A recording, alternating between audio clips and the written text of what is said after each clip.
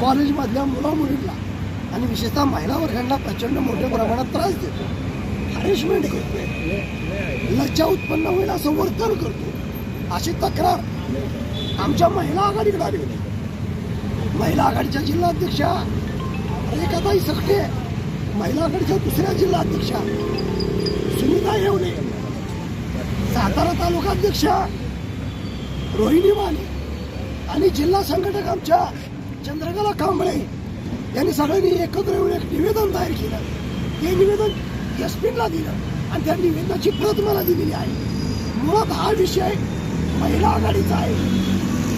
महिला आघाडीचं म्हणणं आहे की हा माणूस प्रचंड प्रमाणात अशी हॅरेसमेंट करतो, कधीही ड्रेसवर नसतो, महिलांची मुलींची तरण्याच्या मुली मित्रांबरोबर बाहेर फिरायला जाताना अडवायचं, त्यांच्या खाजगी जीवनात डोकावून बघायचं, खाजगी प्रश्न विचारायचे, मग त्याच्या घरचा फोन नंबर मागायचा, तुझ्या घरीच कळवतो, तुझ्या बापाला सांगतो, तुझ्या आईलाच सांगतो।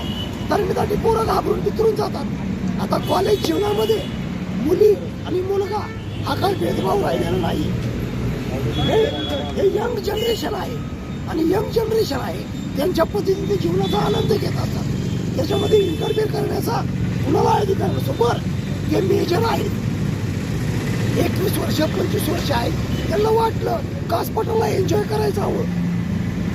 आता झालेल्या महिला आघाडी मला सांगितलं की गेल्या वर्षी होळीच्या दिवशी हा सूरज रेळेकर कासपठारावरती अनोळखी मुलींना हाताला धरून ओढत त्यांना गुलाल हे रंग लावत होता।